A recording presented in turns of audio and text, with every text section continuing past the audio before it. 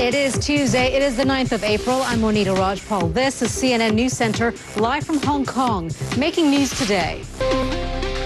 Pyongyang's new provocations. North Korea warns foreigners in South Korea to flee. Through its state-run media Tuesday, Pyongyang said it doesn't want to see foreigners hurt in war. The British Embassy in Seoul says it doesn't see an immediate threat for its citizens living in South Korea. Meanwhile, Japan says it is taking every possible measure necessary to protect its citizens. The government has deployed 3 missile defense systems around Tokyo in preparation for a possible North Korean missile test this week. Also fueling concerns, roughly 50,000 North Korean workers didn't show up to work at the Kaesong Industrial Complex this Tuesday, disrupting operations for the first time in 8 years. Jim Clancy joins us now live from CNN Seoul with more. Jim. Well, this was a threat that came from North Korea today.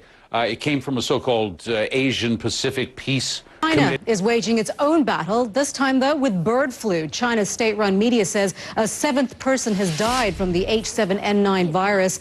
24 people have been found to have the infection so far. Beijing says information about the disease needs to be shared to help it get under control. The World Health Organization says there is no evidence it's being passed from human to human. Iran has opened a new uranium processing site just 2 days after nuclear talks with world leaders fell apart. State media says the country is opening the plant to celebrate National Nuclear Day. Negotiations with 6 world powers on Iran's nuclear program failed to reach any agreement. In the Middle East, U.S. Secretary of State John Kerry is trying to revive peace talks between Israel and the Palestinians. He met Prime Minister Benjamin Netanyahu in Jerusalem this morning after talks over dinner on Monday. Both men said they had made progress towards restoring peace talks. A man in Serbia shot dead 13 people in a gun rampage in a village south of Belgrade. The victims included 6 women and a 2-year-old child, mainly relatives and neighbors. We're watching CNN News Center live from Hong Kong.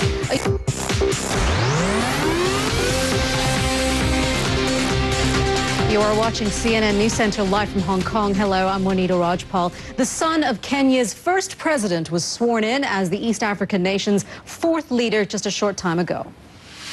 Asante sana. Anakabidhiwa. The crowd cheered loudly as Uhuru Kenyatta took the presidential oath. Diplomats flew in from the U.S. and Europe to attend his inauguration, but Western nations are at odds with just how to deal with Kenyatta. He is accused of crimes against humanity by the International Criminal Court. CNN's Nema El-Bagir is covering the ceremony. She joins us now live from Nairobi with more on the scenes that you've been witnessing there. Nema. Let's move on now. Margaret Thatcher will be laid to rest in a ceremonial funeral on April 17th. The former British Prime Minister passed away Monday in London. Plans for the funeral are underway. Queen Elizabeth II has announced she will attend the service, which will be televised. Max Foster joins us now from Westminster with more on those plans and the procedures that will be underway. Max? You know, it's interesting, Monita, because you just said there that the Queen will be attending this funeral. All right. Max, thank you. Max Foster there live for us from Westminster in central London. Well, Margaret Thatcher had a famously strong character and was frequently satirized. One enduring image of the Prime Minister was created by the satirical TV program Spitting Image. Watch part 3 to find out why true romance is such a wonderful thing. Well, the man behind that voice, Steve Nallen, joins us now live from our London studio. Steve, thank you very much for being with us. You played, you say you imitated the former Prime Minister's voice very, very well in Spitting Image, and as we just saw there, what was it about her, her personality that you were, I guess, attracted to? Well, you know, with most politicians, they try to hide what they're really thinking. You know, that they've got an agenda where they try to hide it. Mr. Nallen, you certainly imitated her very well. The voice you caught was I remember growing up watching you, watching Spitting Image. So, indeed, you certainly left an impression on us as well. Thank you so much for joining us here on News Center. Lovely to talk to you. Thank you very much. Thank you so much, Steve. You are watching CNN News Center live from Hong Kong. Coming up, the Battle of Manchester, England's top two clubs. You are watching CNN News Center live from Hong Kong. Last season, the Manchester Derby effectively decided the Premier League title. Well, the stakes weren't as high this time around, but there was still no shortage of drama. Amanda Davis joins us now from CNN London with more on that. Amanda.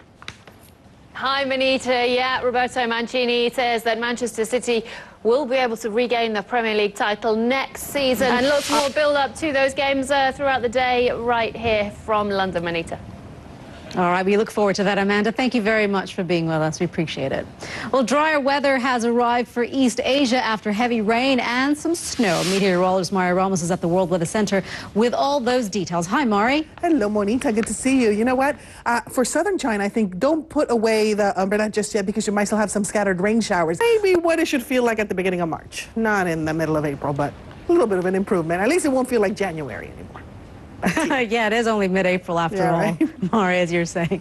Thank you very much for that, Mari Ramos. We appreciate it. You're watching CNN News Center. I'm Monita Rajpal, live at CNN Hong Kong. Thank you for joining us. We'll update you the news headlines in just a couple of minutes. Stay with us.